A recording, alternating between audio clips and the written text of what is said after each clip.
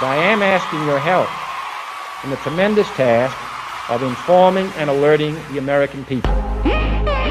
For we are opposed around the world by a monolithic and ruthless conspiracy that relies primarily on covert means, on infiltration instead of invasion. You have all the money in the world, you have all the power you need. What's the point?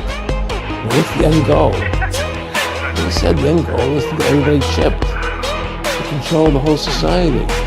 Ultraviolet light, party in the garden, the tower's falling, love in the summertime. Ooh, yeah, yeah.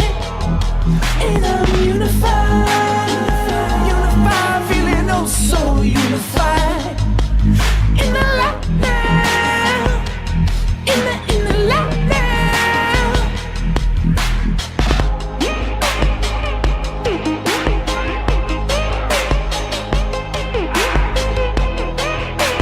I know he's your friend, but I don't care. Every day is a gift. That's why we call it the blessing.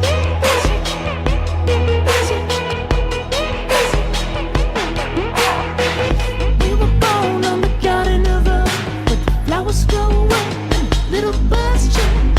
I was in the garden just having a laugh, till I met a monster cross my path. Hey Gather, do you want some more Trilla? I could get you lit up one of two ways. What's it gonna be, man? What's it gonna be, man? Say it, I felt like the whole world was begging me to rain fire above upon my enemies, till the love washed over me, till I let the love wash over me.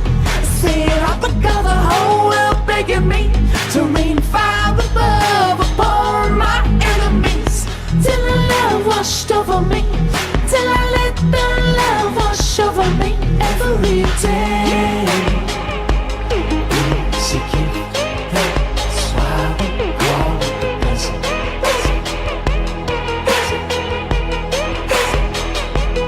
Every day it's a gift, that's why we call it the blessing. Britney Spears, can we be saved?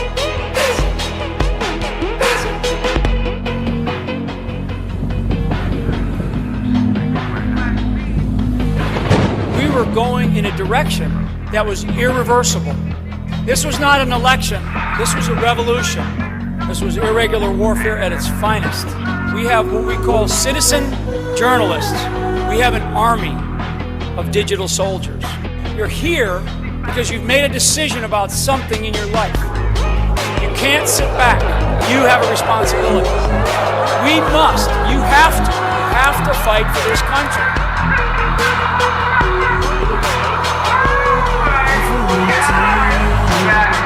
He's gonna be biblical.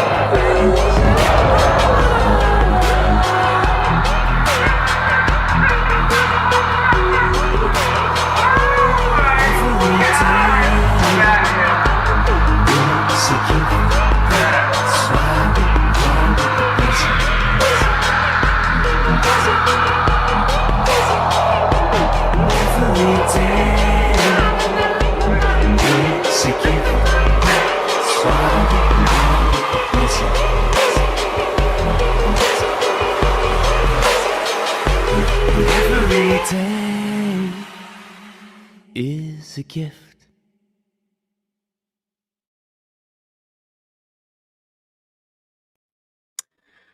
Good evening, good day, wherever you're at inside this world right now. Welcome everybody to the Truther Show. Yours truly, ML, Elias. How are you guys doing tonight? We're going to have some stragglers straggling in here. Carrie's in the back room. I'll bring her on in just a moment here. We'll allow more people to tune into the show real quick, and we'll get things going here. I'm going to tell you guys, we're probably going to have a really amazing show. Carrie has been on a roll the last 2 or 3 days. She's done some amazing shows with Michael Jaco, Patriot Underground, and somebody else that I can't remember. Oh, Dr. Lee Merritt. So Kerry has been providing some really insightful information that not very many other truthers outside of yours truly that talks about with my audience as well. All right. It's really interesting because Kerry and I have talked about this in the past, how a lot of our truthers in our community, they're only willing to go so far, right? And there's so much more depth, so much more levels of information that we need to explore, because we do a real disservice to our followers, to our community, if we're not willing to be at least open-minded enough to explore the possibilities of who is really pulling the puppet strings here in all this movie and the many theaters that we're participating in on a global stage right now. And so I'm going to bring Kerry in just a few moments. So you guys, I'm appreciative. I have to give kudos to Michael Jaco. Mike has he's making strides out there right now, and he's saying the same things that I've been saying for 3.5 going on 4 years on my platform, as it relates to calling out white hats, if you will, why we're not seeing certain things taking place like they should be coming full focus for us right now. Now, I know we can all agree that there is a shift that is happening right now in the Great Awakening movement, right? Many of us have been on this trajectory path of awakening for a long time. Kerry has been at this for 20 some odd years with Project Camelot. I've been what you would call a conspiracy theorist, if you will, for 20 some odd years. Now we're called conspiracy factists, because everything we said 20 plus years ago has come to pass and still continues to unfold and come to pass as well. So we have a really good track record, and I need to do this. I need to give a shout out to my moderators. So I got to give a shout out to Sam, Shells, Kathy, if you're here as well. Thank you, ladies, for helping me out always with my channels and my platforms, helping me maintain things as I'm trying to do these shows. 2024 is going to be the year of more. 2024 is the year of more, where I'm going to do more shows here, more shows on other platforms. I have some pretty big announcements that I'm going to be making in the next couple of weeks in relation to doing more shows as well. And so, this is a very pivotal time in our world right now, guys. Very pivotal time right now. And as I just said, the Great Awakening is full on right now. As we went into this new year, it seems to me that, as I said, I told my listeners about a month ago, right before the Christmas break, I said, I really do believe that in the first 6 months of this new year, we're going to have full disclosure. And when I say full disclosure, I'm not just implying, with UFOs, extraterrestrials. I'm talking full disclosure in regards to what is really happening behind the scenes itself. Okay? Full disclosure is a very, very broad term, and it can imply a lot of things. So, yeah, Rob P says the Great Con is more like it. Right, exactly. The Great Con. You got it. So I have been for 3.5 years commenting on the white hats, why we're not seeing certain things. I have dropped nuggets after nuggets after nuggets of intel on my Telegram channel. I don't do a lot of shows here because here, you can't, there's certain things I cannot say here, but on my Telegram channel, I drop some real massive nuggets of intel. And so those that have been with me for the last 3.5 years have been keeping track of a lot of the things that I've stated that have come to pass. And they continue to keep coming to pass and keep continuing to come to pass. Now, that being said, Kerry seems to be the only patriot truther that is willing to share a platform with me for some reason. I had a show lined up with Mike Gill 2 weeks ago. That didn't transpire because Mike did a 180 flip on me. he was only willing to do a show after I'd set everything up to do a show with him. Well, he wanted to do a show with me moderating him and Kerry. Well, that ended up happening a couple days later on the Patriot Underground. And that was a very lively show in and of itself. So Mike Gill has some great information, but he doesn't have all the information. He's actually missing a lot of key components in this community of why people think the way they do and why they react a certain way. And so Kerry really straightened him out in regards to that. And he needs to have a better understanding of the workings that are happening, because he does have some key components. So what I'm going to do right now, guys, Kerry's in the back end, so let's add Kerry to the stage. Hi, Kerry. How are you? I'm good. How are you? I'm doing great, great, great. Well, you've been busy for the last few days since you have been back in the United Kingdom. Do you ever sleep? Yeah, I do, but I have actually a very weird sleeping pattern, even before I left. But going out of country, of course, exacerbates that. So I don't know which ends up right this minute. I'm still disoriented, but I managed to do some shows, so that was something. It was. Well, I watched them. You know what? You did a show 2 weeks ago with Dr. Lee Merritt on her channel. And outside of myself, you're the only other truther that has talked about the situation coming across the border of, well, who really are these illegals coming across the border? And I've maintained for months, these are hybrids. These are not completely human beings. These are hybrids. And I know this because I'm starting to see a bunch of them show up in my small town of 5,000 people. That's a very small town. And now we have groups showing up all over the place. And when I engage with them at a store, they won't look you in your eyes. And if you get an opportunity to look into their eyes, there's no light. They're soulless. They're soulless. They're like robotic in their actions and how they interact and how they move, how they interact with each other. And you can just tell. And I know you're an intuitive and you have other extra sensory abilities. I can see people's auras and lights emanate from them very, very, very well. I've been able to do that for a long time. And when I look at these individuals, there's no light emanating from them at all. And you're the first person that I've seen and heard come on to a show and actually tell Dr. Lee Merritt. I know that probably threw her for a curveball when you told her who these are and how they're a hybrid. But would you mind resharing that with us, what you told Dr. Merritt on her show, these individuals from Central and South America, how they are hybrids and, that are coming across. We really do have an alien invasion coming across our southern border.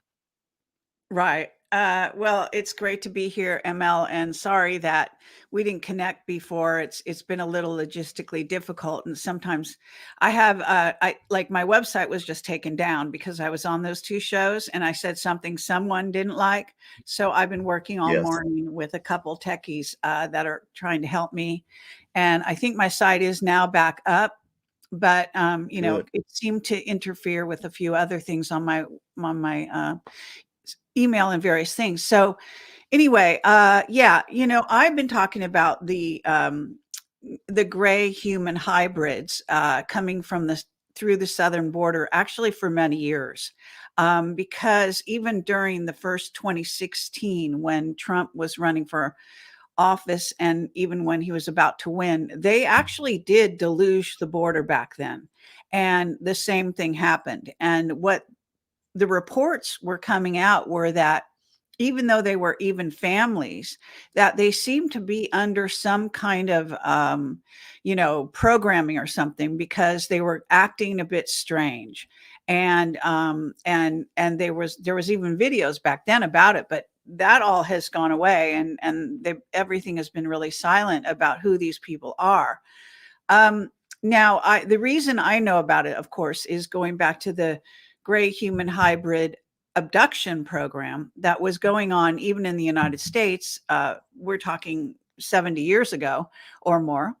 And the secret space program knows all about it. They tried to make deals with the Greys over this because the Greys came here, and it's a certain group of Greys, some call them renegade grays or, basically they're not like there are different gray races. So I think it's rather important to sort of highlight that. But there's a lot of what you call gray biological programmable entities, but those are also a different group. So those are made by our military even, but also by the reptilians. And grays are reptilians. They're a form of reptilian. It's like a drop down from the reptilians. So you go Draco, reptilian, gray. That's how the hierarchy works. Anyway, I know from actually, I think it's David Jacobs talked a lot about this several years ago, in case you know who he is, an author who talked about how the grays, these human hybrids had to be trained to be human, and that humans were selected to actually do the training. And some of these humans, I'm not sure they have, they might not remember what they're doing at night, in essence, so that some of them are doing this in the physical realm, some in the non-physical. And so there's a whole program going on there. And Dan Burish, going back to the really early days of Camelot, talked about this. He even talked about the fact that the Greys had broken all the treaties with the United States that were supposed to limit the number of human hybrids they were going to create here in the United States. So a deal was made to send them all down south to Central America and to South America, and that they would give them free reign. And indeed they did. And this is why we have a concentration of gray human hybrids now that are coming of age. They're now in their 20s.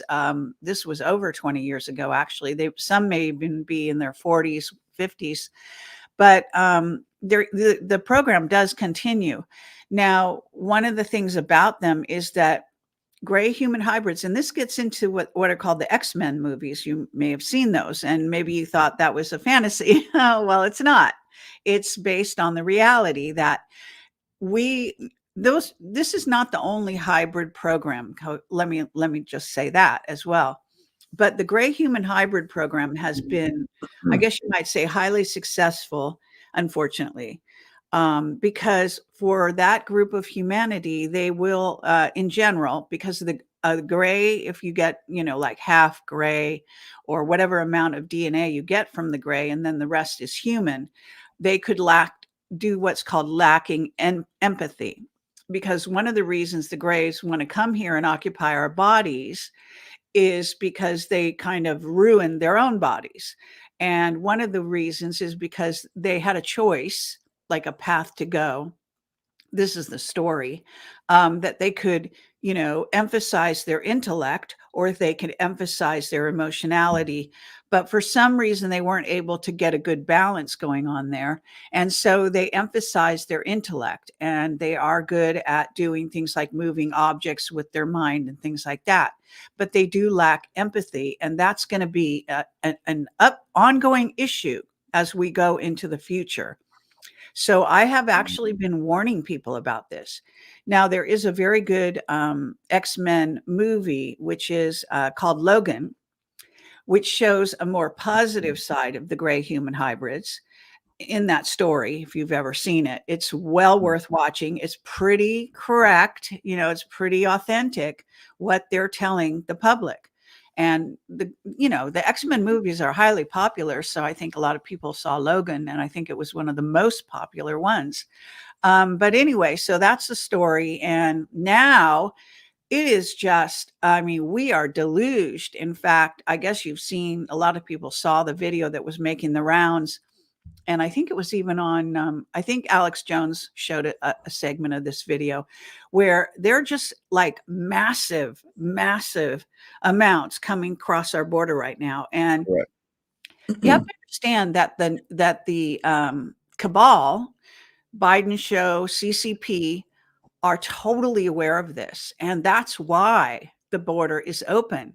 The border is not just open so they can invade us like the CCP with their soldiers, which of course they're also doing, but because they want to infiltrate into our society, their gray human hybrids.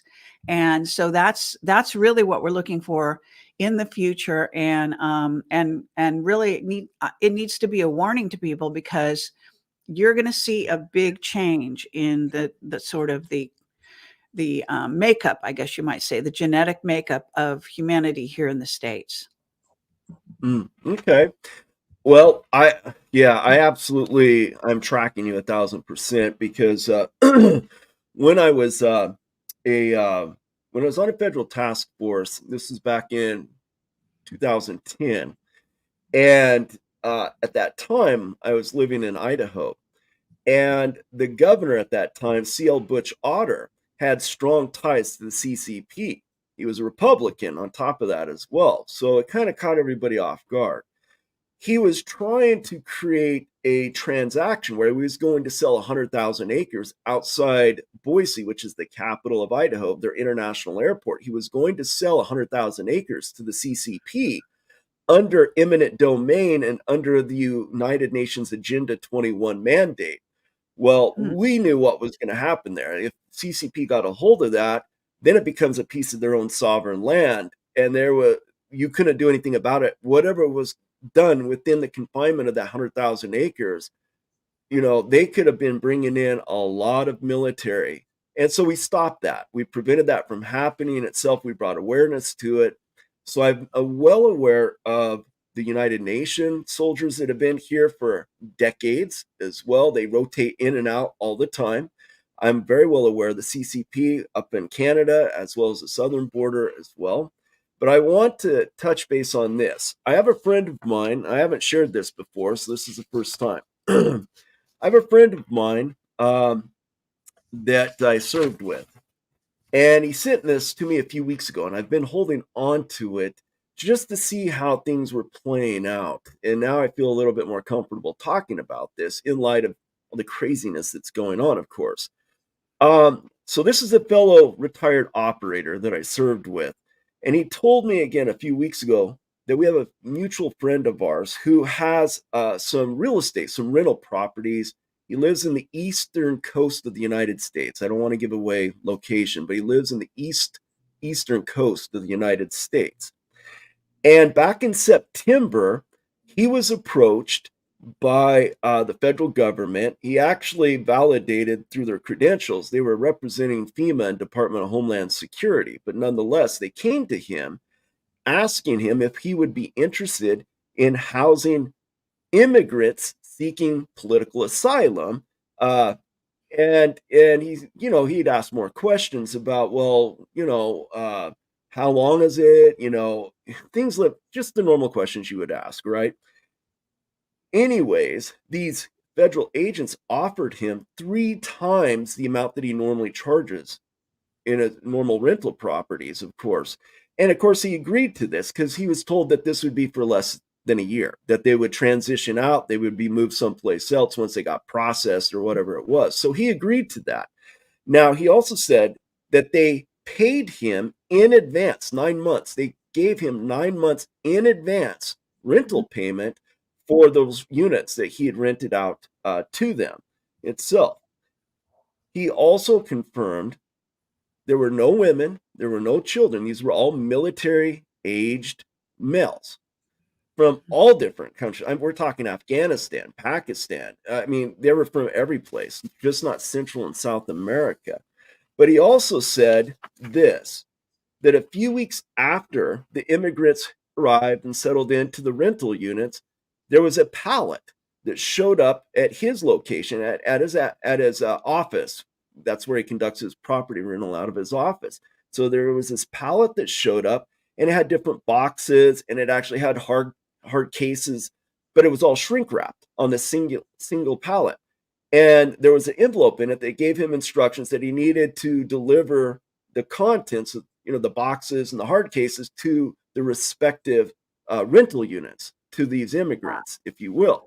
Well, he didn't agree to that because that was not in any of the conversation he had with these federal agents in the agreement at all, nothing. So, being a prior operator himself, his spidey senses go off. He opens up a couple boxes and he actually found a few dozen semi-automatic pistols that are 40 and 45 caliber with lots of clips, with lots of ammo, tens of thousands of rounds of 40 and 45 caliber ammo. And he said there were actually body armor. There was Kevlar body armor and helmets as well. So this is really interesting because you and I have talked about this on the last show we did together, that there seems to be definitely some type of an operation that is underway of an invasionary force. At some point in time, there's going to be some type of an event to trigger it. And now, last time you and I talked was about a month and a half or 2 months ago. And at that time, Juanos event had just released on Nino's show, talking about how families are going to need to defend themselves and communities and so forth like that. And I'm only starting to see more and more within the Patriot community talking about this. And I'm starting to see, I think it was out of the United Kingdom. There was something else out of the United Kingdom where there was somebody that owned a bed and breakfast in the United Kingdom. And the government officials came there, actually military officials came there, and to house immigrants at this bed and breakfast in the United Kingdom, right? And the person agreed to it.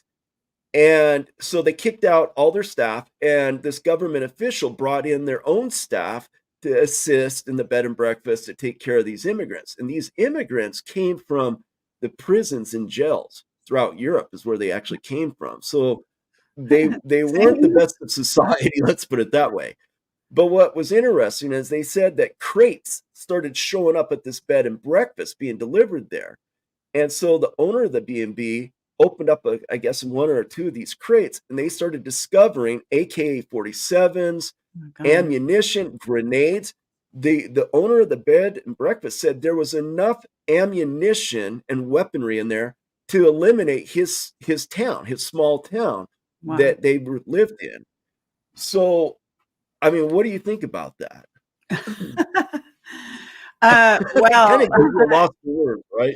Yeah, I mean, no, I mean, I think it's very believable. In fact, I would say this is something the White Hats must know. They must be tracing this, and this probably prompted Juan to come forward and at least warn us, as he did, although he said nothing since then. And we were supposed to have a roundtable, as you might have heard, on that subject, because I wanted to have a roundtable. I thought it was a very, sort of a right turn, or whatever you want to call right or left turn by the White Hats. Suddenly, that Juan up to now has said the military, it's all going to happen. The military is the only way. And I thought, well, we're not the military, but suddenly we're going to be, their backup. It sounds like, and some of us don't have any training with weaponry and whatnot. So defending ourselves isn't going to be that easy unless we go get, lessons. So I've been kicking around the idea that I need to do that. And people are telling me I need to do that. But, it's just, I have to do that and not do what I normally do with my life, which is kind of keeps me busy. So yeah, I mean, I think that we're in a very strange place, and good stories to be tracking, obviously. And I guess people would be very reticent to come forward and actually do a video about this, because they don't want to be tracked down. And I think even Juan, and I don't know this for a fact, but I thought at the time, since he's a lawyer, he actually would know that there's a legality issue with even saying this type of thing, like arm yourselves, that you probably can't go out there and tell people to do things like that. It might be considered inciting violence. And we know what happened at January 6th, where complete insanity and people are arrested for doing nothing, but demonstrating, and even going into the House or the Capitol, which is basically belongs to us. Hello, And so this is what we're looking at. We're looking at a reinterpretation, if you want to say it, of the laws that have governed our country. And there's a lot of things coming down the pike like that. I just saw a video earlier today about a takeover by is it WEF, or, it's the, no, whatever it is, that organization, Klaus The Schwab. World Economic Forum? Yes, WEF. Not the World Economic, but it's the health thing, whatever they're. Oh, the WHO, World Health Organization. Yeah, WHO. Okay. I just sometimes when initials kind of blow by me. Anyway, the WHO. And that is basically saying that if they're not stopped, and this threat has come through probably every year for the last 3 to 4 years, at least, that they're going to change everything, turn us into a totalitarian government, et cetera, and basically take over our country governments. Now, this is never going to happen as far as I'm concerned, and it's certainly not going to happen without a major war. Okay. So at least in the United States, and we are, we're an army of people with guns. So whatever way you want us, you think we might go, head to head with each other, or we might actually go after the invaders and kick them out, which would be really nice. So this is what we're talking about. We're talking about a scenario that might happen, and that there's even organizations, not just one, telling us about what could happen, but, organizations like the WHO challenging our governments and the governments around the world that they're going to take us over, and they're going to create their new world order totalitarian government. Correct. I mean, this is actually the root of what we're all fighting for, against. And that's what I think the MAGA people know better than anything. I have a really strange experience that happened to me in England with a friend who, I don't know what happened to their brain or anything, but they actually told me to my face that we, the United States, were welcoming this deluge of, alien visitors or aliens coming in across our border.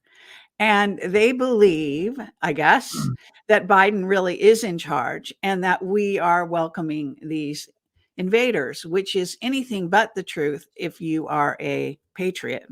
And of course, patriots have been talking about this, and especially even Republicans now for many years. Actually, this has been a contentious issue going back to 2016, certainly, and going forward to now. But, the trouble was, this person is a British citizen, and they had this perception that was so completely wrong. I was just flabbergasted. I couldn't even believe, they were saying this to my face.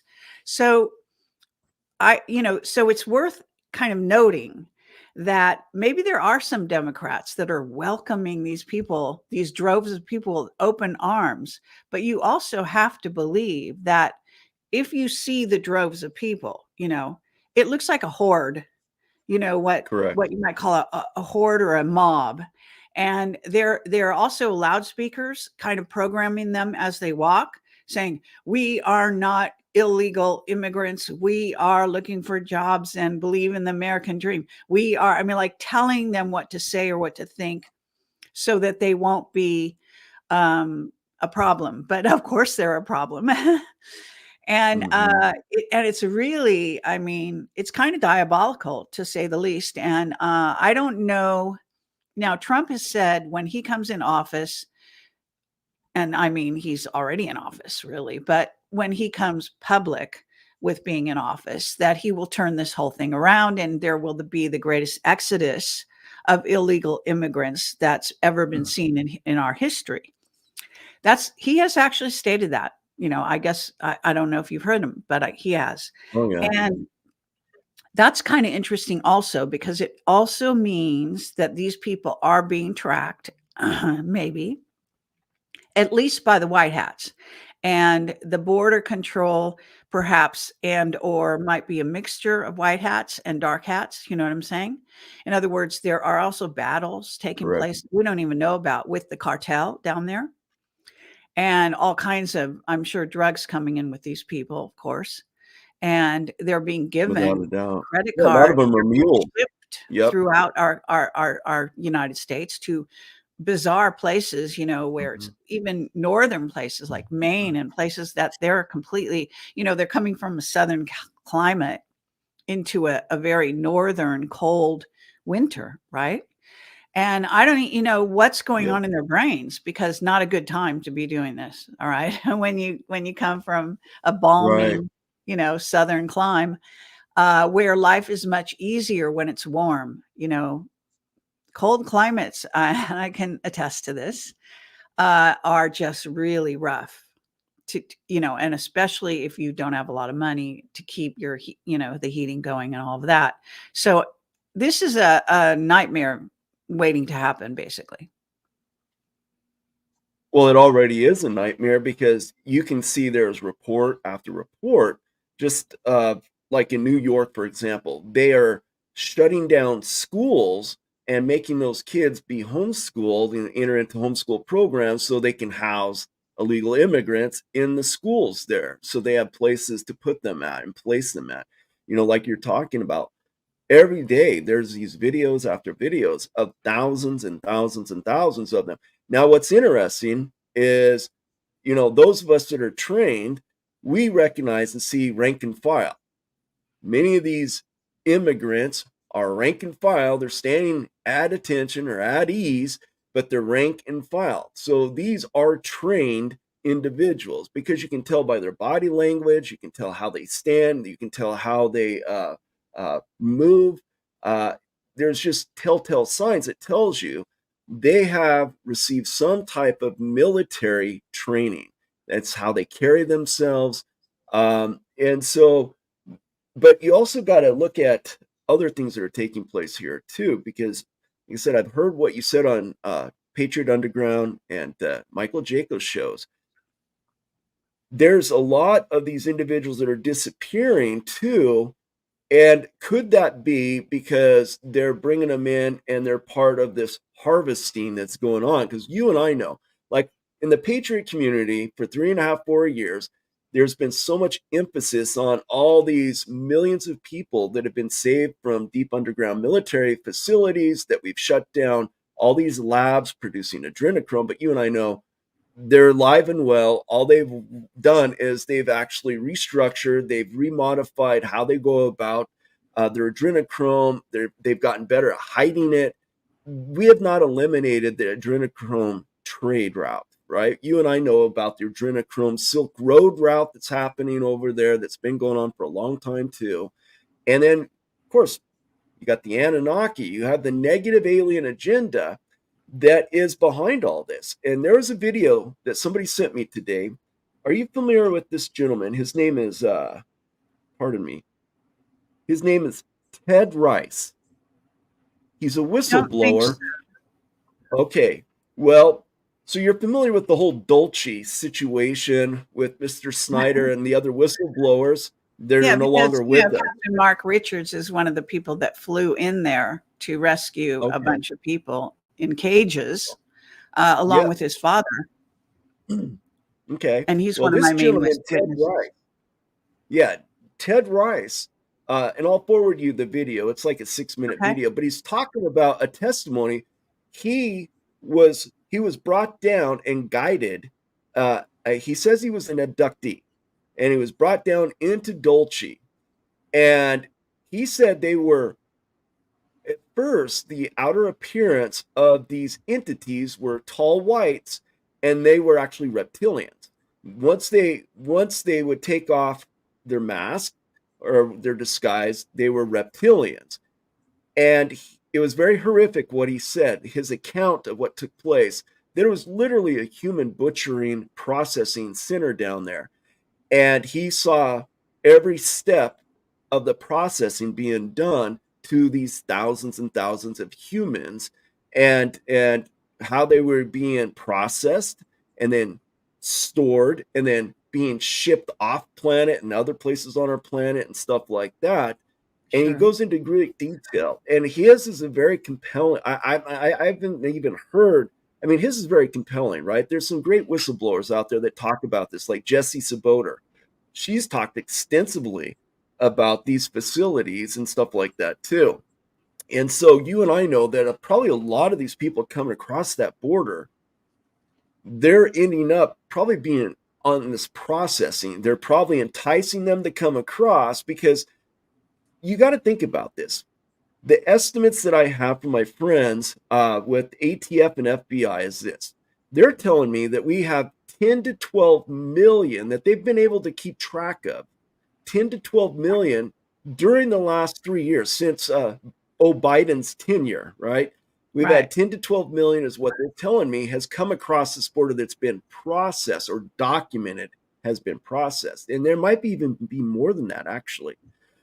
So there's no way in a 3-year time period that you can get 10 to, let's say, 12 million that just disappear into the fabric of society, because I believe this is what is happening to a lot of them. They are being processed in that capacity, whether it's organ harvesting, human experimentation, adrenochrome extraction. I mean, well, let me say, I consider myself someone who's very knowledgeable about Dulce, how it's run, and so on, because I also, in the early days, was interviewing John Lear about this. I knew about the Phil Schneider story, and it goes on from there. So I can say that there's a lot of information out about the Dulce story. And by the way, I just want to say there's an individual called Stanton Friedman, who was a nuclear scientist. He's passed on now. And not to speak ill of the dead, but I have to say that I was at a conference one time where he was speaking, and he had quite a large crowd. There was only standing room in the room. And he was lying to the audience, saying that Dulce didn't exist at the time. And I stood up and started, really going at it with him. And, he wasn't having any of it. But, of course, it's now come out and this is all true. But the thing is that one of the things Mark Richards said, and he and his father actually went in with a commando at a certain point, and I don't remember the exact year, but it's all written up. He went in and they rescued a number of these humans in cages and took them out. And then a couple of weeks later, the Greys came and got them again. So this is a kind of thing that people don't even realize. And there's other things going on with this. By the way, people don't know, or commonly, that Epstein actually had a ranch in New Mexico. He had a ranch in a certain area of New Mexico that had a train, system that went directly over towards the Dulce, Los Alamos area, and probably went maybe even directly there. So what he was also doing, which is not even known or thought about, but I knew instantly, he was also shipping young people, not just girls, okay, and not 14, much younger than that, on these trains. And they were going, as you say, into Dulce to be processed. So his crimes against humanity are not just the ones they're talking about. We're talking about another even more horrendous crime, okay? And that's feeding what is in essence what one might call, I call it the adrenochrome highway. Now, of course, celebrities and well-known people, titans of industry and so on, got hooked into the honeypot of this. But it's more than that, okay? And it's beyond Epstein. This is around the world. Yes. And governments are complicit. And Congress people are totally complicit. And no one's really talking about it. I mean, I think that Isaac Cappy, for one thing, was a good whistleblower. And he's still alive, by the way. He's in witness protection with the White Hats, apparently. He's in the Gone with the Wind program. Yes. Yeah, but I'm just saying this is so critical that the world wake up and understand. See, if you look at the planet, and I was just talking on one of those shows yesterday about this, but the bottom line is that the reptilians are trying to, the global warming nonsense and the climate change. That's all terraforming our planet into geoengineering it into a more methane filled, radiation filled environment, because that's what the reptilians prefer. Right. And they don't want all this oxygen. That's why they're trying to get rid of these, what we are, which is a carbon based life form. And that's also the COVID was also part of that. Okay. To convert our bodies. And David Adair, I did a long interview with him on that, detailing how it happens, etc. So this is not over by any stretch. And now we've got these invaders coming in from the south.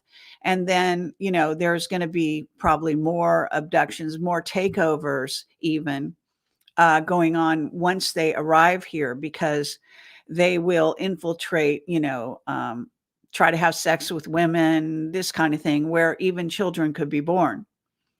And in the time span that we're waiting for Trump to, you know, come forward and the White Hats to get off their asses and really create something major, whether it's a revolution, you want to call it a revolution, you want to call it a civil war, it's coming. Okay. It's in our country. I think that a lot of us think it's absolutely inevitable, even if and when Trump comes back, because we have too many of these other kinds of people that are thinking along these very, you know, anti-human ways, if you will. So, and, you know, the whole, well, I'm not going to say it, but the whole alphabet, you know, reference to different types of humans. And so it's all breaking down these barriers that souls have when they come in, and they used to have sort of a common behavior or agreed upon behavior, but now that's all out the window. I mean, we've always had, you know, people that were, you know, favoring one sex or another, wanting to change, wanting to, you know, do different things. I mean, Paris and Berlin during the war, World War II, were famous for this, in case you don't know that. So this is not a new trend. I know a lot of people like to think it's a new trend. It's a new version of the trend, but it's not a new trend. Right. And, you know, they have been these people that, you know, want to change sex and so on and so forth. They actually, you know, these are not bad people. Some of them are just perfectly good people. They just have these inclinations, these sort of mixed up DNA and various other signals that they, you know, their social engineering is different. And so it's kind of important not to have like a head on, in my view, a head on prejudice towards any individual and their choices. Okay. Because it's coming from more than one place inside them. And it's also programming. There's a huge amount of MK Ultra, as you know, programming going into this. And this is a Rand Institute, Tavistock Institute. This is, you know, what they did the same thing during the women's movement, you know, you know, what you're talking, you know, the 60s and all of that.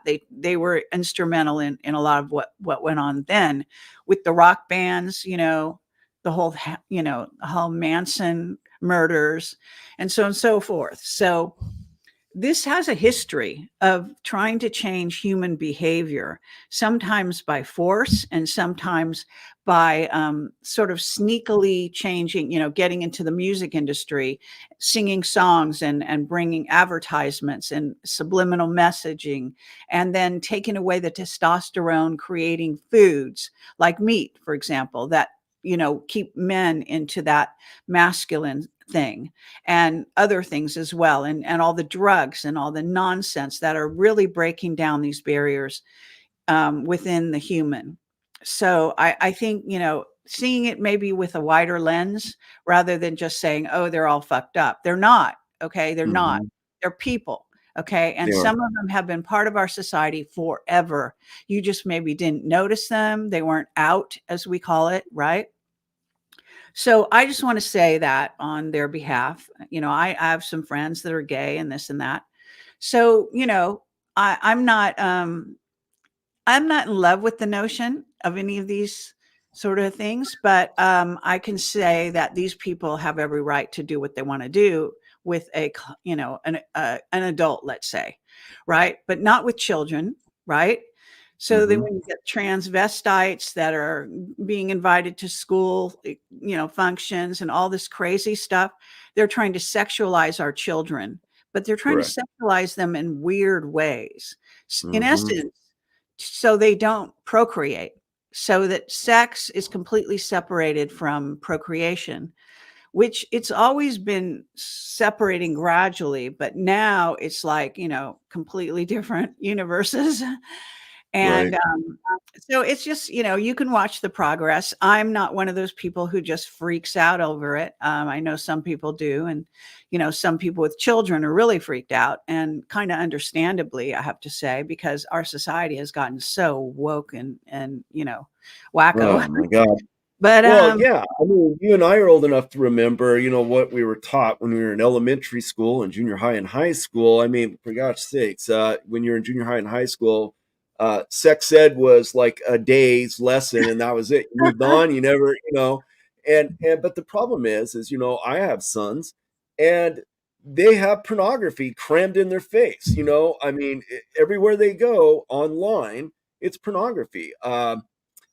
And it's sad because it demasculines these young men in a lot of ways. First and foremost, I've had some guys that I've talked to about this to try and kind of straighten them out, like to let them know that when you engage in this activity of watching pornography, a lot of these women that you're watching, that you're lusting after, they're slaves. They're bonded and slaved into this situation. And they were usually groomed from a little girl to a grown woman, and they've never been able to escape that, sadly. Or a lot of them are wrecked because they come from a horrible, horrific home or something like that, and they try and run away, but they run to something that's even more sinister than what they got out of. And so I try and tell these young men, be really careful when you're watching this stuff, because you are making these people become more victims. You're endorsing and condoning what's going on. These are somebody's daughter, somebody's sister. I mean, you have to think of it that way at the human level, right? And when you're talking about homosexuals and cross-dressers, I completely understand what you're talking about, because I've talked about this on my channel. Soul contracts, right? Individuals have these experiences in different lifetimes. And Ellen Red, are you familiar with Ellen Red by chance? I don't think so. Okay. She's an oracle. She does a lot of light work, energy work with people around the world. And she's got a pretty decent sized following on Facebook. Anyways, I've interviewed her a couple times. I've engaged with her, and she said the same thing. These individuals, depending on the experiences they have during those lifetimes, negative, positive, it can carry over and keep carrying over and carrying over. And then you are all confused, like, well, what am I? What do I do?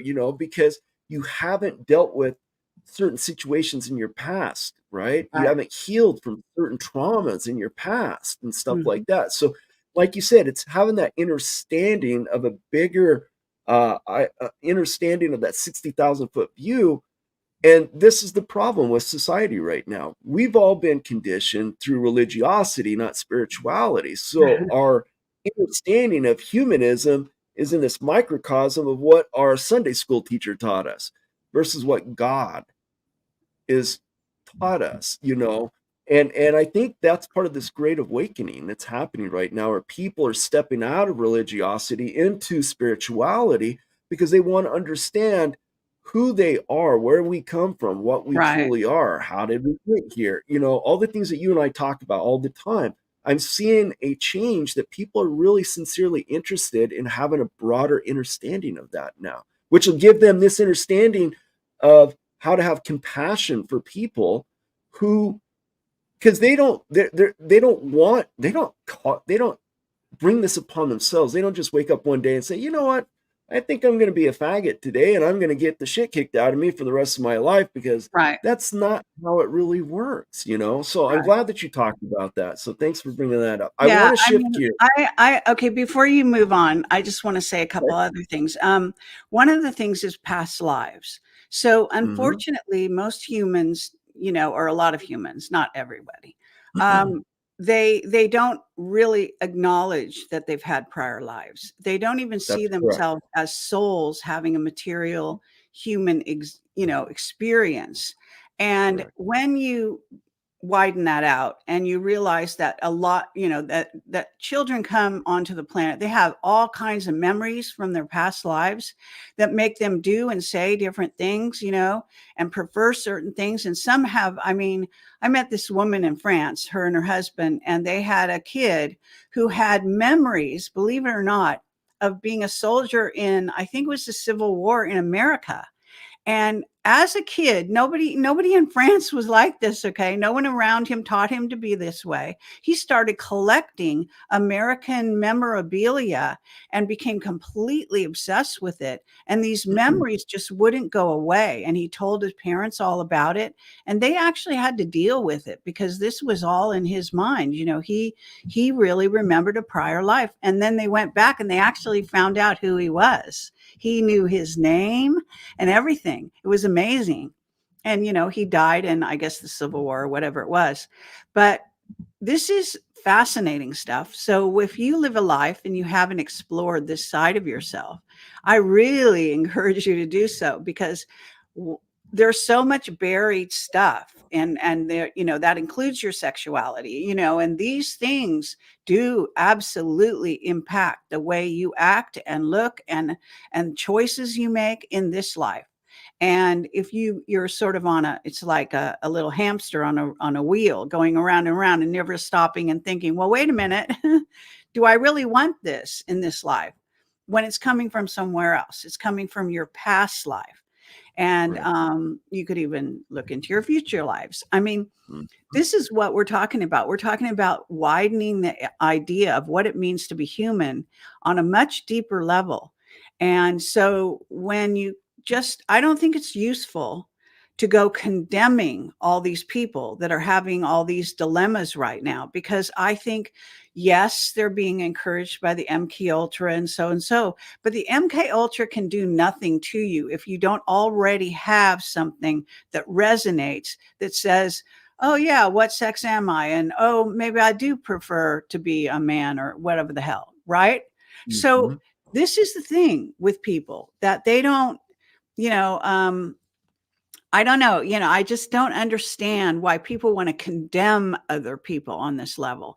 You may I not like agree. it, and maybe you don't like it in your face or whatever kind of thing, where some of these people are now, they're doing what you call acting out. So this is a psychological, actually, you can profile this. It's an experience where they've been in the closet, as they call it, all those years, and then suddenly they're out of the closet and they want to be in everyone's face and prancing around and doing all this kind of stuff. They don't they're not they're actually trying to come back to middle, but before they do so, they're flipping to the other extreme. So that's part of acclimatizing themselves to a new way of being. So I think that people need to have more understanding that some of our kids are actually doing that. And maybe you shouldn't just, I mean, the sex thing is change thing is really horrendous, because that's actually very detrimental to the entity. But Correct. with aside from the sex thing, if they just want to experiment, I wouldn't freak out, because they make him come back to middle sooner than you think. So just a couple words to that effect. Yeah. Well, in my previous life, as I say, when I was in organized religion, you know, I regurgitated what was taught to me, by our ecclesiastical leaders. Thou shalt not do this, because I didn't have that understanding. And once I started having interactions with the angelics, and I had an interaction with the Christ, a Christed being, I'll refer to it, because I'm not going to say it was Jesus Christ. I'm going to say it was a Christed being. I was transformed and changed my understanding of everything, the truth, greatly enhanced. And the judgment that I used to place upon people because of those choices and decisions and stuff like that, I know I got rid of all those things, and I had a better uh, ability to have compassion for individuals, uh, not just in that, but in general, who made poor life choices because they didn't know why they were, and there were spiritual cords and bindings, generational curses, you know. So let's take them to the Akashic records. Let's get some healing. Let's help them move forward so they can be the best self that God intended them to become. All these beautiful things, you know. And so I'm grateful for that. I really am. So I Yeah, want I to switch appreciate gears here. I want to switch gears because you guys have been talking about the JFK thing. And I love this. I love this because I actually did watch his movie. And about a year ago, there was about an 8 or 9 part series on Rumble that broke it down as well. That has a lot of a lot of his stuff in there as well. I got to share this with you because I like what you said on Mike Jaco's show about JFK. All right. So about 3 years ago, I had this lady email me because I was talking about, it was during the anniversary of JFK's assassination. And she emailed me this, and I think you're going to find this fascinating. She said, ML, I'm 71. I'm a female. I'm from Texas. I live in Denton, Texas, when JFK was shot, which is 30 miles northwest of Dallas. She said, I saw live footage of the assassination long before the Zapruder film ever even came out. She said, but I've never seen that again since that time. She asked me, are you aware that there's an underground FEMA facility secretly known as the Little White House with underground tunneling systems in Denton, Texas, Loop 288? Then she goes on to say, her late dad had a top secret security clearance at that time of the assassination and worked at that facility. That facility went 5 stories below ground level. And she said there was a president's living quarter located on the 5th floor. She also said that her father was at the age of 50 at that time. He saw President John F. Kennedy in the president's living quarters in that facility alive after the country was told that he was assassinated. Wow. Then she goes on to state that her dad was given strict orders to keep his mouth shut and not to share that intel with anyone. Well, he did. He said it to his wife. He told his wife, and this woman, who was a girl at that time, I think she said she was 13 at that time, she overheard her father, what her father was telling her mom, okay? So later in the 90s, this woman worked at that same FEMA facility and got security clearance to work there as well. So she got to see every aspect within that facility and verified there's presidential quarters on the 5th floor. She talked about, she gave me a really good description of what was in the quarters, the tunneling systems and stuff like that. Right. Yeah. So what do you think? I mean, that I don't know if I've ever even shared that with anybody. But when you guys talked about that, it jogged my memory that I was holding on to this email for the last 3 years. So it's like a good opportunity. So it kind of corresponds with what you're saying there. You should send it to Jay. If you want, you can send it to me and I'll send it to Jay. You know, I'll copy you so you guys can be in touch. But I'm sure Jay would love to hear that information. And I have actually a back channel source on the assassination who's advising me for my interview that I'm going to do with Jay on Monday. And so because I'm not an expert on the Kennedy assassination by any stretch. I've certainly followed various things from, during the years, and I've done some interviews on the subject. But I'm not, like I said, an expert. You know how people are that study the Kennedy assassination, read all the books. They've got every little detail, right? And it's a huge story. And I'm sort of digging into it right now from an odd angle. But as I mentioned, even on both shows, that I was talking about, that I saw some discrepancies in Jay's film that I'm going to be asking him about. So I won't, sort of go through that here again. Just suffice to say, go watch me on those other 2 shows and see what I said about the Kennedy assassination. But even since then, I've gotten a little more information. And like I was saying recently, it does look like it might have been what is in essence, I would call the squib theory that Jay was putting forth. But Correct. It also may be the double theory. And it also may be something in between the two that has to do with gunshots that hit the president or the double or whoever it was, and have been seen in terms of, I think I'm at liberty to say this, I never know. It's really difficult when you're barraged by new information and mixed with old, right? Because the old you think is out there. The new may not be, but it's more or less, this particular subject is such a, what do you call, labyrinth, I guess, of material. But what I was told is there is a theory out there that one of the shooters was on what's called the overpass. Maybe, I don't know if you're one of those people that knows all the details. Anyway, that shooter shot a shell from a specific kind of gun. That's the kind of, it's the kind of bullet that explodes once it reaches its mark. Hollow tip point bullet. Yep. And it has mercury in it. Yep. And what happened was the brain, this is at least the story, okay?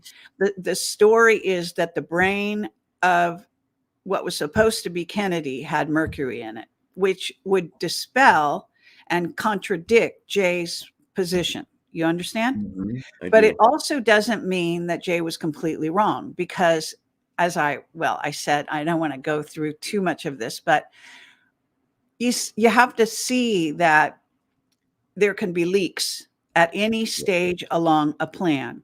So you could have had a plan, the president could have it planned, and the people around him, Secret Service even, basically that it was inevitable that there was going to be an attempt on his life in Dallas. I mean, it's kind of like a no-brainer even, right?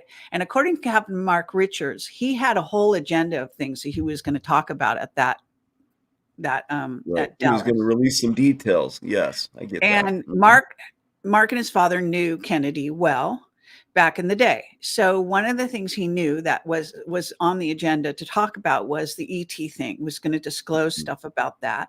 But there was other things as well. And of course, he never got to that point.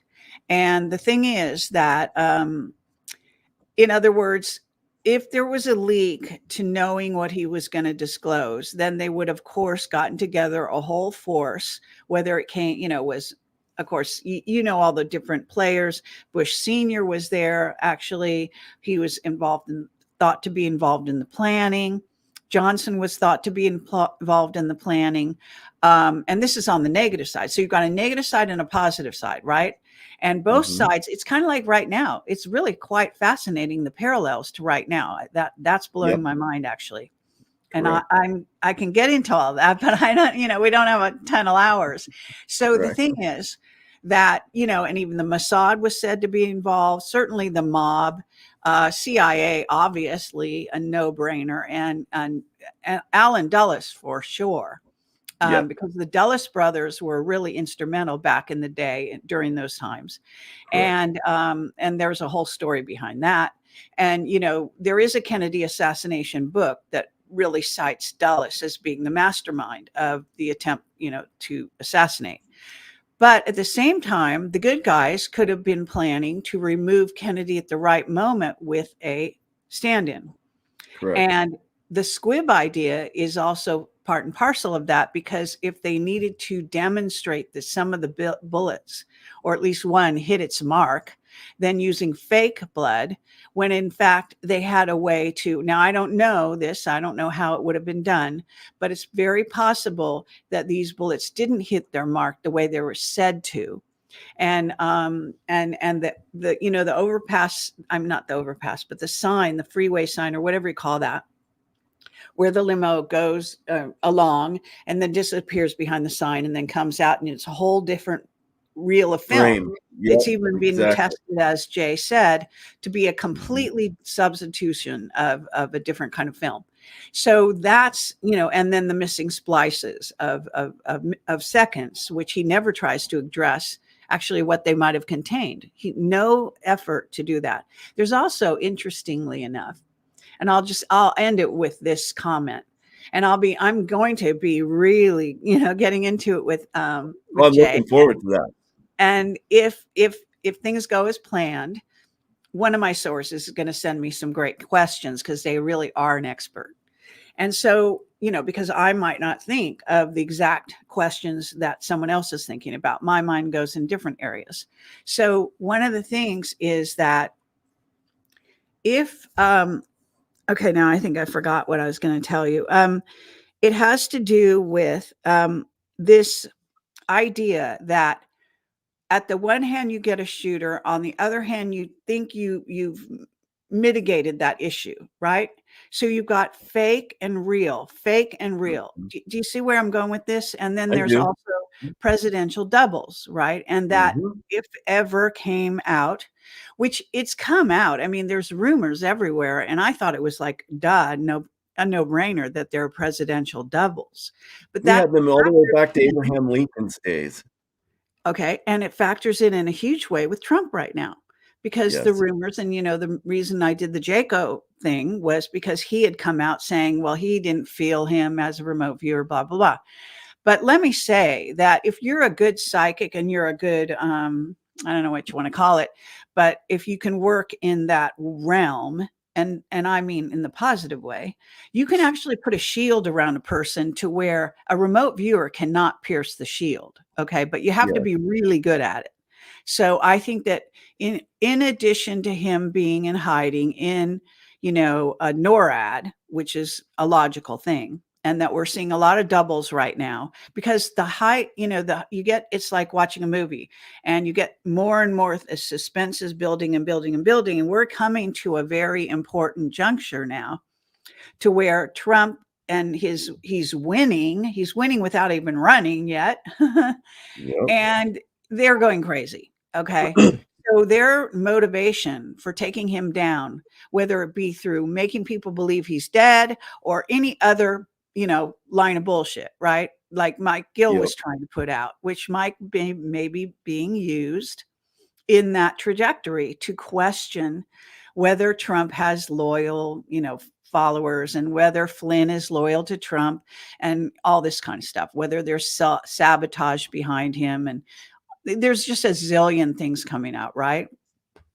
But there's much more to this than meets the eye. And I can say that I think it's okay to say this. John F. Kennedy Jr. followed his father, if you want to look at it. If his father indeed escaped the assassination attempts by faking the assassination and going into hiding, JFK Jr. has done the exact same thing. And that's kind of interesting, like father, like son, right? And like, just saying, I'm not saying it's real, I'm not saying it's true, but if you want to examine that. And one of the things that I told this researcher who didn't know this information, because I've been looking into the JFK Jr. thing for a long time and getting a lot of, intel about that. One thing is, right before JFK Jr. died, he was hiring an investigative reporter, a very famous one. And, I kind of kicked myself that I don't remember the guy's name, but at any rate, he had hired him to write an article on the assassination of JFK. And that's right when they killed him. So it's possibly not just the threat that he was going to run for office and that Hillary threatened him in that luncheon, right? But that they told him that they were going to try to kill him if he ran. But on top of it, I think it's that George Magazine was going to come out with an article. Now, there's the plot thickens. And because I've been looking into it even since we've seen this movie, right? And I saw that one thing that JFK Jr. said back in the day was that Bobby knew it all. And there's an article in It's a famous magazine. I think it's Esquire magazine or People magazine, one of those. And you can go online and find it. You know, it's out there. And he's quoted on saying Bobby knew it all. That's actually key. And there are these special mysteries as part of the whole Kennedy assassination thing that supposedly Bobby knew. But see, Bobby told JFK Jr. I mean, you know, I don't, you know, I think this is a no-brainer for the deep state. Like I said, I'm not putting someone in danger because the people that would want to kill him know everything I know, right? They know it all. Who doesn't know it is the public. The public don't know, you know, Jack, basically. Well, I'm to understand that the reason why JFK Jr. named the magazine George was because that was his shot across the bow to let the deep state know that he fucking knows that George Bush Sr. was the one behind all that. And that was the it's a double, entendre. Yeah. But, you know, there is other reasons why he named it that as well. That's not the only one. Gotcha. So, yeah, it's fascinating. You know, it's a fascinating subject. It's still alive and well. And they took down my website because I talked on 2 shows yesterday. And arguably, maybe I said some things they didn't like. And I guess I'm not going to refer to your site attacked like a year ago or a couple years ago as well, that your site was attacked like I can remember because it was gone. My YouTube, I did a YouTube interview. Actually, I went back to look at it. It's still online, by the way. You can watch it. It's on my website. But it's an interview at an anniversary event in this famous Santa Barbara hotel. I think it's the same hotel where Jackie and Jack got married, but they had an anniversary event there. That was where they spent their honeymoon. And so anyway, I was there in person, and I did an in-person interview at the time with James Fetzer. And that could have contained some very interesting information. So you might want to go back and watch it, because they gave me a strike right away on YouTube, like just out of the blue. And that was a time when I released that was not during the COVID thing, not during the censorship thing. So all my videos were fine up to a point, because they thought, oh, secret space and anything to do with aliens was all a discredit. You know, there was a giggle factor and they could discredit. So they never gave me strikes back in those days until I started investigating the whole COVID thing and talking to doctors. Then they went crazy. But prior to that, the John F. Kennedy interview subject, assassination, they gave me a strike right away and deleted the video. See, there's a guy out there, I can tell you this. So I like to give people chances and opportunities to get their truths out, even though they might be outrageous sometimes. So last summer, there's a gentleman by the name of, I believe it was David Quigley, and he was on TikTok, and he's trying to convince whoever would listen to him that he is the real JFK Jr., that he was switched out at a certain age. And he provides all this information, photographs that you can pick up anywhere online. And I started believing the guy to a certain degree. Then I quit believing the guy, especially when they started creating merchandise to promote the guy, to generate funds for the guy. And all these red flags started coming out, you know. And he couldn't provide any new intel. Everything he said would regurgitate it over and over, the same thing over and over and over and over again. There was nothing new under the sun with this gentleman. So I had to distance myself from that guy and encouraged other people to do their due diligence and do the same thing. But the fact is, I do believe that JFK Jr., with the help of probably Galactic Guardians, we'll call them white hats as well, the Alliance, whatever you want to label, I do believe there was help with him to hide and fake his death, so that in the restoration plan as we know it, he will at some point play a role in that restoration plan itself. I do believe that's true itself. Now, I don't know how close we are to that being fulfilled, because I'm kind of in the same ballpark with Mike Jaco. You know, for 3.5 years, I've been questioning, like you have, why are the white hats doing this, and this, and I've heard your arguments as well. Well, sometimes you have to make it look like you're losing in order to gain a win. That's true. That is part of Sun Tzu's Art of War. I've read that book dozens of times, so I know tacticians, war tacticians, and strategies like crazy. And I Right. get that. I understand that. And like with Trump, I've been to several Trump rallies, and each Trump rally that I've been there, I was literally probably 30, 40 feet in front of Trump. I was close enough in proximity to see that each time I was there, each person was a different person portraying Trump. It wasn't the real Trump. One time he would be older. One time he'd look like he had 40 or 60 pounds heavier than the previous 2 weeks ago that I just saw. You know what I'm saying? Yeah. There's Yeah. telltales, right? Right. So I think we can agree that there's an argument to be made that Trump has probably stepped aside from the public view, and I do believe there's things happening behind the scenes to a degree. Now, it's like Mike said, and I loved what Mike said. This is the show he did before you came on, and he said this, and he gave some good food for thought, and it's simply this: that as an operator, if I'm conducting operations with my team as an operator, and as an operator, I've sworn oath to uphold the Constitution for my country, for the people, for my family, for myself, and everything. And I go out there and I'm conducting operations, and I come across some bad guys, and I just turn my head and let the bad guys do their thing, continue to perpetuate their darkness and their evil because it's part of the plan.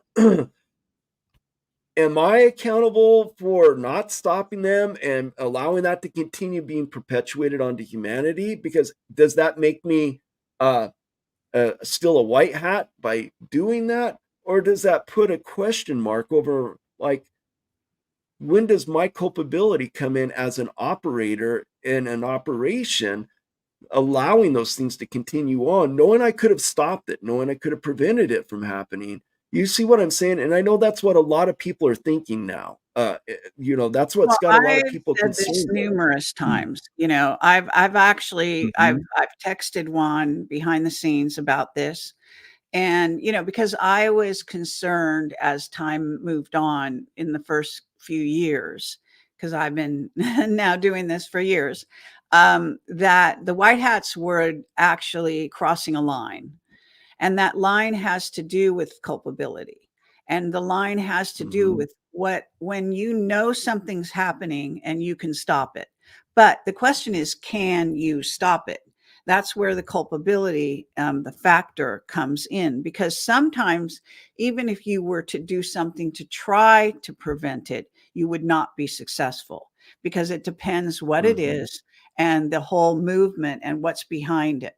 So this is going to be a big discussion, I think, a matter for a discussion, because I know military people who are just so fed up with the white hats because they have stood by and allowed, Lahaina, for example, to happen and other things to happen. And what was their level of knowledge at the time? You always have to look at that. So knowledge and culpability go together. If you don't have the right intel, you can't be blamed for not, guessing the truth. But at the same time, if you do have the intel and you do have the truth and you do nothing, then who are you? And what is your, and what is your ability to do something? Is your yelling, wolf out in the, nowhere land going to stop the thing? So, whether you have the ability, the actual change something is also part of culpability. So I think this is also a spiritual question, right?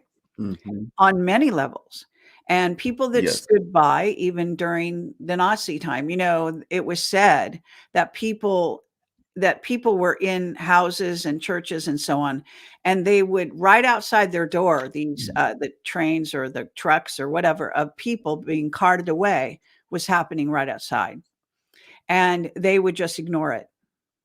So this is where your culpability comes in a huge way. And this is a time we're living in, where there's so much going on.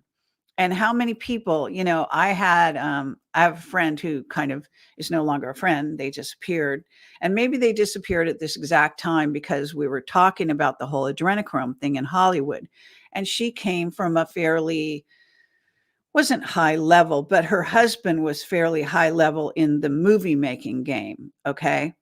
As a technician, not as any kind of a producer or director. And he basically had quite a bit of inner knowledge of the ins and outs of Hollywood, what we call Hollywood society. And consequently, she knew because he knew about a lot of stuff going on, right? So I know other people as well who never spoke up, never said anything about these diabolical parties, about young people that might have been, taken off into, these horrible things and so on and so forth. You see what I'm saying? Mm-hmm. There was an undercurrent. I worked in Hollywood for 20 years. For some reason, none of this ever touched me, right? There was a couple people that might have tried to seduce me, but that never went anywhere. Like I was just too smart, too aware, even when I came down to Hollywood, because I came from Northern California. So what happens though is that there was an undercurrent of this stuff going on, that you had a sense about. And that's, the Me Too movement. Those people were not, they were not as open as they could have been, right? They were talking about, normal kinds of sexual predators, as we call them. But they weren't talking about some of the real stuff that was going on. And some of those women probably do know and did know. Okay. And then on the other hand, I think there are plenty of Hollywood people, even actors and well-known people who got seduced into the adrenochrome, for example, who were told, here, I've got this nice little test tube full of stuff, take a little bit every day and you'll be amazed. You're going to get younger and younger. And indeed, they got hooked because it's addictive. And then they stop it or tried to stop it. And they found out that they would age even faster. So you can imagine that it's like a hook, putting a hook in a fish. Once the hook's in, it's almost impossible for the fish to get out. So, I'm just saying these are things that you have to understand about how Hollywood operates and even probably operates even to this day. Now, I know there's a lot of cleaning out of that game in Hollywood, and I'm sure in Washington, D.C., and some of these real hot spots, right? But there's also some really sinister stuff, like the Franklin. Have you ever heard of the Franklin scandal? That was taking place in, I think it might have been Illinois or somewhere like that. And that was like, some boys' farm place or whatever the hell. There's been all kinds of really diabolical, and also to do with the priests and the Catholic Church and blah, blah, blah. It's rampant. Okay. This kind of stuff has been going on, not just for centuries. Okay. For centuries, literally, but also in the Middle East. Some of this is institutionalized, as we call it, where old men, literally like 80-year-old men, marry 13-year-old girls on a regular basis. That was just commonplace. Okay. This kind of stuff was going on and is still going on, I have to say.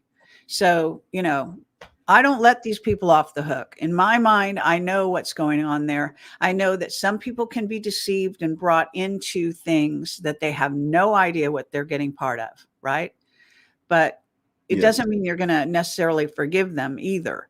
In a way, not knowing is not always a good defense, right? Because you can only be stupid up to a certain moment. And once you get it, then what do you do, right?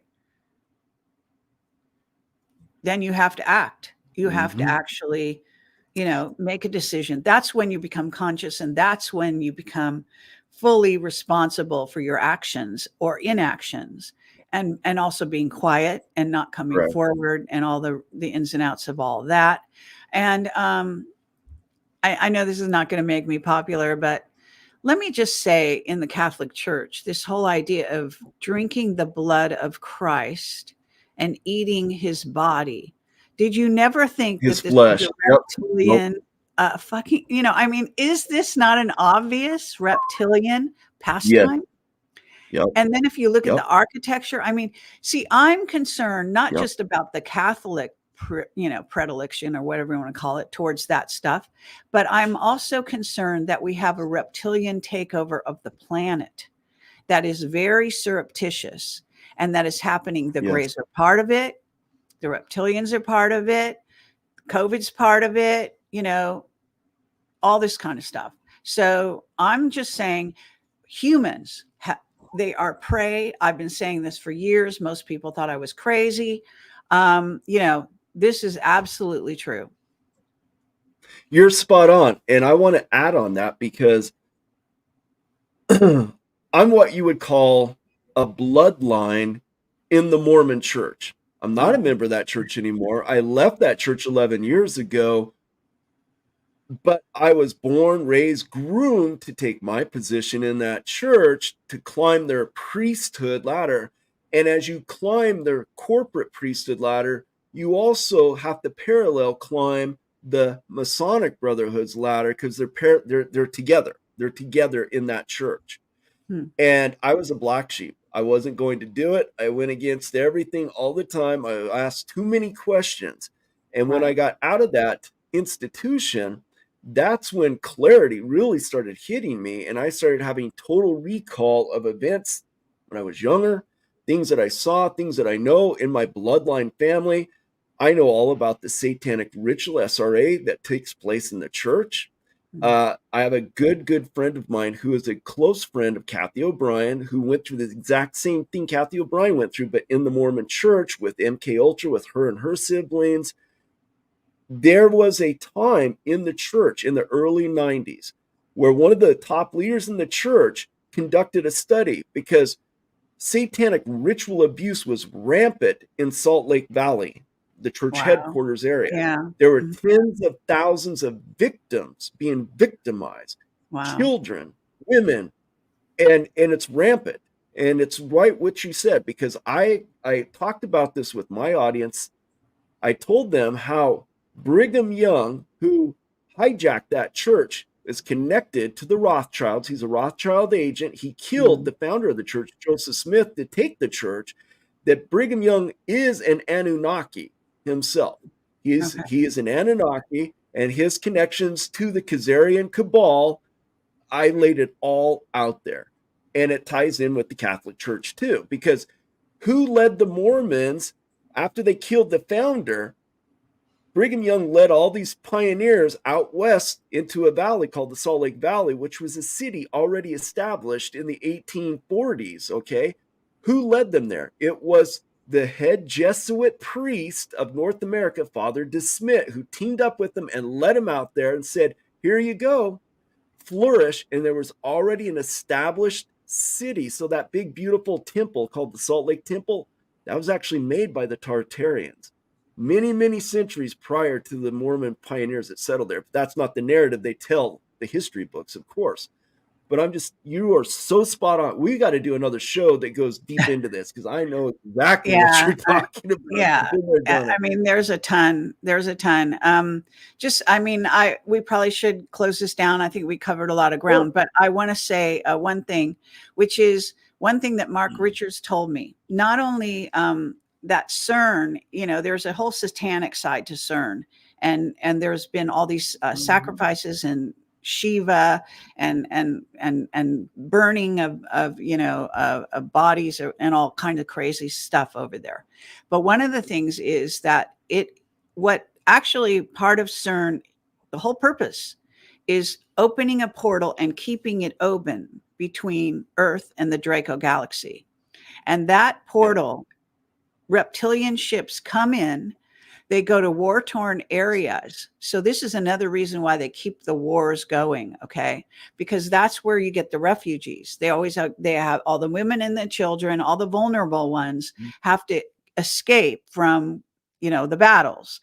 And they get picked up in the middle of the night by these ships that have come in through the portals and then just take huge numbers of population. And people think, there's just an exodus of the population from a war area going into, like, say, France or England or whatever.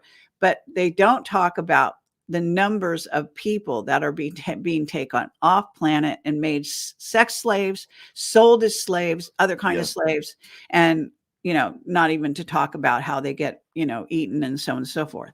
So you see, this, as far as I'm concerned, humans should know that they're prey.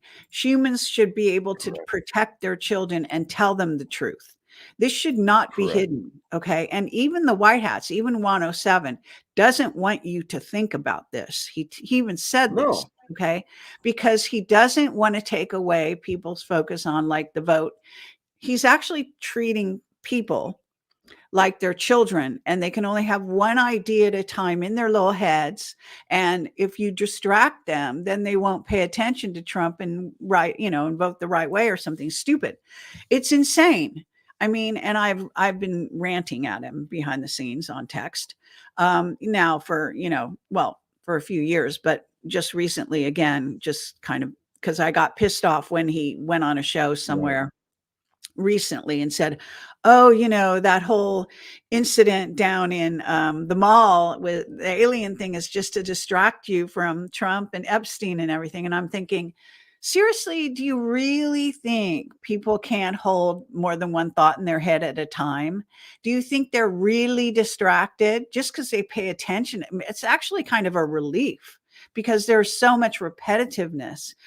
Trump repeats himself endlessly. How many of those, videos can you watch, really? I mean, to me, mainstream politics is just the insanity. Okay. I've always thought so, and it just continues to be. But I do support it right now because it's almost like the only road. Okay.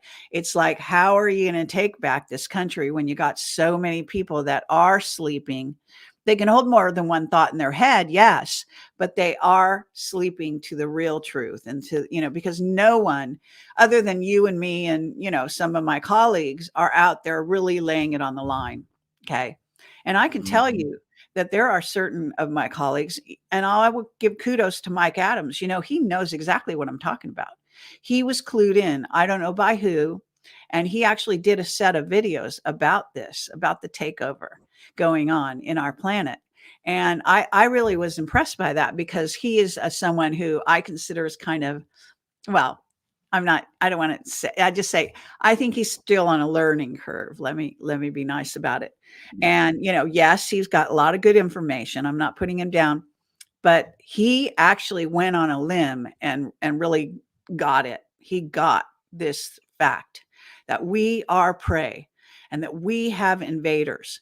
And by God, people have got to find this out so that they can defend themselves. I agree. Well, my wife, we had this conversation, we'll wrap it up, but I had this conversation with my wife this morning because she asked me, because she's it's a blessing to have a spouse that is on the same level that I am, that knows and accepts this truth. And she asked me this morning, she's like, babe, what do we do then? What do we do? Knowing that we're the prey, knowing that we're the food source, knowing all these things, because she knows, God, I can pick somebody off at 2,100 yards if I want to, for crown's sakes. I can take care of myself and defend my homestead and everything else like that. But the fact is, what does Americans do knowing that they are actual prey like this? How do we handle that? What do we do? And I said, this is why this community, the truther community, needs to coalesce and fucking come together. Right. Put these differences aside, these ideologies aside, put our egos aside, come together, and let's work together. Because that's the only way it's going to happen. We are the plan. I have said from day fucking one, Kerry, we're the plan. We've always been the plan. There's nobody coming to save us except ourselves and helping each other. That's the plan. Nobody wants to hear that. They want to put it off and have somebody else do it. Yeah, and I have been saying, and I've said this for a while, you know what? The white hat military works for us. They may not know it. They may not want to acknowledge that, but they do. And I don't like it when they don't tell us the truth. And they are just like the dark side in that way. Now we're in a battle. And like I say, I can give a certain amount of leeway, but we have been going on now for arguably since at least 2016 and before. That's 8 years, right? So we need it now. We need this stepping up now. Stop the bullshit. Yep. Stop the underestimating the intelligence of us. And believe it or not, our military, the Trump military, they still serve the people. Understand? They serve us. Therefore, we can call the shots. Okay. So just saying. Absolutely. All right. Well, we'll end it here. But thank you for coming on. Thank you. I have to apologize. 2 weeks ago, I tried to, Mike Gill, he just did a 180. I had everything set up to do a show with you, and he was adamant that I needed to call you and have you call in. I'm like, well, it's like 2:00 in the morning in the United Kingdom. She's not going to call in at 2 a.m. to, banter with you. And he didn't like that. And so I said, well, fuck it. You're on your own, buddy. So I don't do that shit with people. So I just needed you to know what took place behind the scenes and why that didn't transpire. Well, obviously we had a conversation, and it's pretty. You did. I watched it. So yeah. Probably a blessing that's true. in disguise. Well, thank you, Kerry. I appreciate it very much. You have a good rest of your weekend, and I'll touch base with you again soon. Oh, hey, everybody. I want to put a plug in for Kerry. So go to your website's up again then. Is it fixed? Yeah, it is. Okay. So if you want to tell them where they need to go to in the last 5 minutes, but projectcamelotportal.com. Perfect. And you also are pretty active on your Telegram page too. Huge. Around 95,000 people on there. It's really good. It's active. Good for you. All right. Well, thank you. Every single day. Well, thank you, Kerry. Take care. Have a good day. Okay. Take care.